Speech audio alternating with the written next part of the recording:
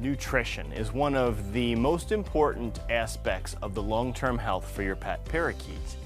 And it's a misunderstood concept because so many people believe that parakeet seed is just the only thing that the parakeet needs to eat. And that's just not going to give them the best nutrition long-term. So we're going to talk about the full scope of all the things that your bird will need to meet its nutritional requirements. So the thing that we are really trying to manage the first probably two to 3 weeks in the new environment is going to be how your bird responds to stress.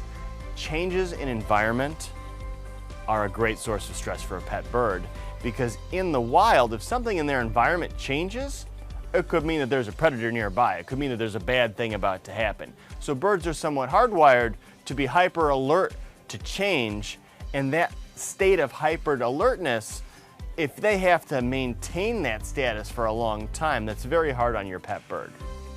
So when you first set up your bird in the new home, you get its habitat all assembled and set up just the way you want, you get the bird in there, get his food and water in there, and leave him alone. Probably for the first week, you're not really going to try to interact too much with your bird. You want the bird to get some level of comfort in the new environment. But there's physical manifestations of stress that we have to manage, and we can manage that through some nutritional items. So the first thing that we talk about is something called Alive and Well. So Alive and Well are little fizz tabs, and it's a week worth of fizz tabs.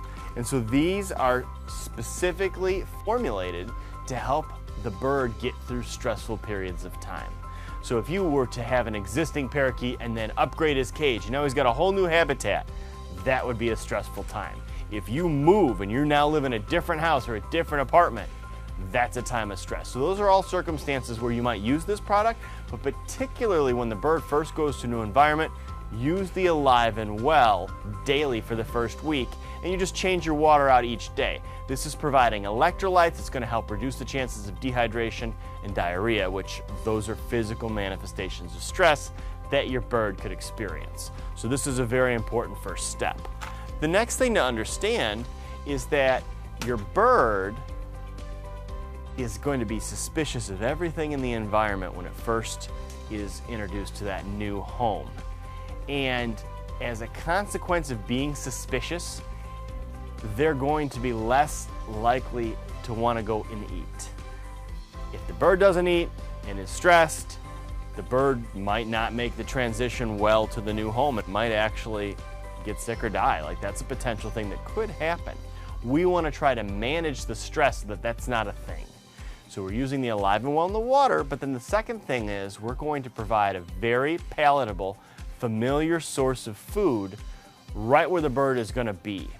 So if we think of how cages are designed, most parakeet cages have the cups low because in the wild, parakeets are actually a ground-dwelling bird. They eat off the ground quite a bit. In a new environment, when everything is scary and unfamiliar, a bird's instinct is to be high. So there are typically perches that are higher up in the environment. The bird's not going to go down to the bottom of the cage to find its food. Very seldom is that a thing that they do right away. Often the bird will be up high trying to stay safe because if there's a predator or something happening in the wild, the bird would want to be up above where that predator can get them. So we need to provide a way to dispense food, and we need a highly palatable food for this first few days at home. This is millet. Millet is seeds grow naturally in the wild. So birds know what millet is, and they will eat very readily. So when we talk about putting this in an area where the bird can easily access it, we need a millet holder. This is a millet holder. So literally the millet you just slide it inside the millet holder. And then the millet holder is designed to hang from the top of the cage. So you would have this millet holder intersect a perch. So that way, if the bird is very nervous and he's looking down, he's like, I see the food, but I am afraid because this is a new place and there might be a bad guy down there. Well, here's the millet. It's right here. I don't have to go anywhere. The bird can just nibble on the millet, and then he'll be fine and he'll be eating. And You know, sometimes if you're having a bad day and you just eat some ice cream and you feel better, this is good. This is kind of the similar concept where the millet spray is a highly palatable thing. It's not something that's supposed to be a huge component of their diet, but it's like comfort food for your bird. So giving them access to that right away in a spot in the habitat where they can reach it, they don't have to go far away, that's the way to go. So that's something you're going to use and set up right away in the habitat so the bird can access that and feel more comfortable. Then we think about our primary diet. So many people are familiar with seed. So this is a pure fun blend of seed, which has got lots of different types of seeds in it. It's lots of variety. In the wild, birds eat tons of variety. But seed is not the main diet. When the birds are first weaned from their parents, they'll start eating seed. That's the easiest thing to wean them onto. But long term, we actually will do better to get the bird eating a pellet. A pelleted diet fulfills over 60% of your bird's nutritional requirements. They come in a bunch of fun colors, which is designed to entice the bird to be interested in the food. And there's no shell, there's no seed husk with a pellet. They eat the entire pellet. Versus the seeds meet at most 30% of the nutritional requirements, and they don't necessarily eat every bit of this. And then there's the little shells that when they flap their feathers, they flap their wings, the little seed husks kind of go flying. So it's a little bit more of a mess. You have to start with the seed, but eventually the goal would be to transition over until this is a much larger proportion of your bird's diet. So we suggest that both go home with the bird and you just provide a dish of both. We provide a dish of both in the store. Long term, this is the better thing, but you can't just completely abruptly switch because some birds will go on a hunger strike. If they're not completely familiar and comfortable with the new food, they just won't eat. And we certainly don't want your bird to not eat at all because that's going to cause you bigger trouble. So this is, between these two things, this is the bulk of the diet, and then the rest is going to be different forms of treats. You do have fresh fruits and vegetables. So what we like to do here is do frozen mixed vegetables. So like peas, carrots, corn.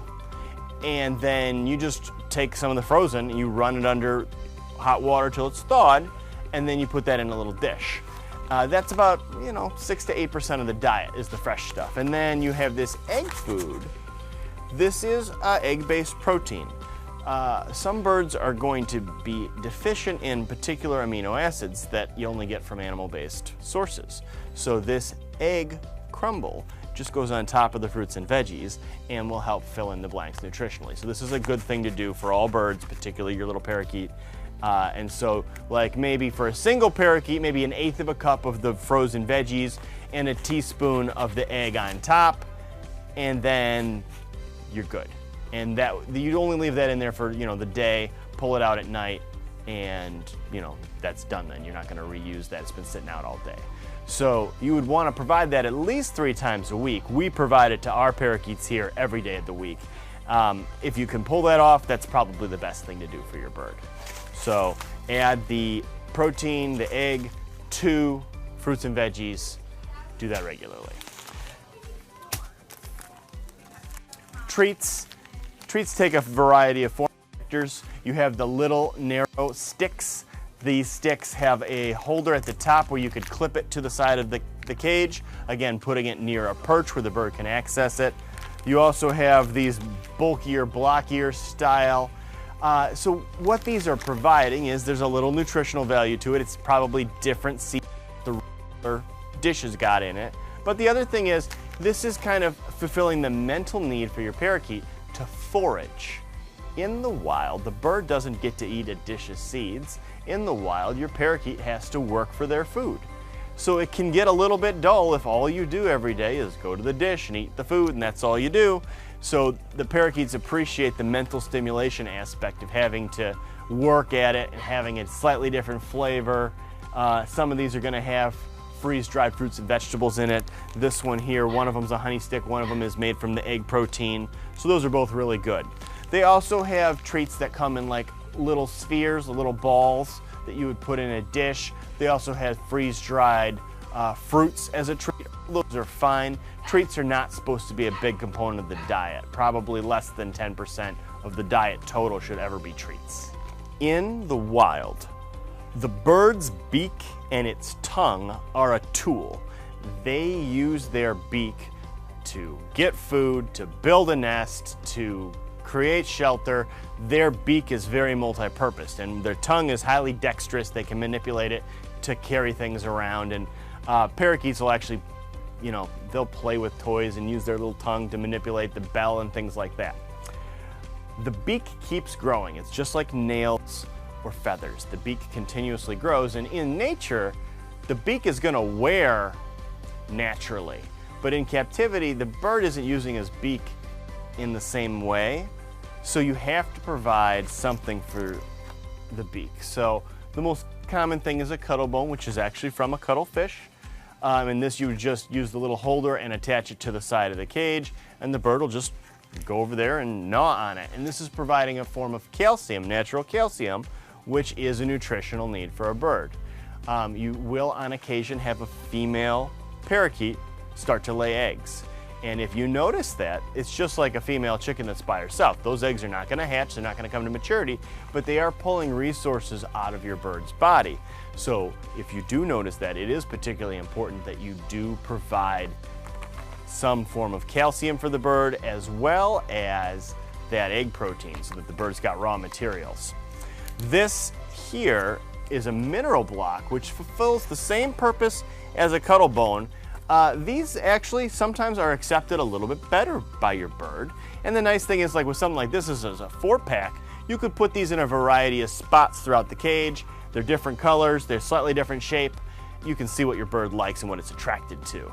But either of these are gonna provide the calcium and a little bit of magnesium, and that's gonna help fulfill those requirements for your bird nutritionally. We talk about the different types of foods, offering, pellet and seed and fresh fruits and vegetables.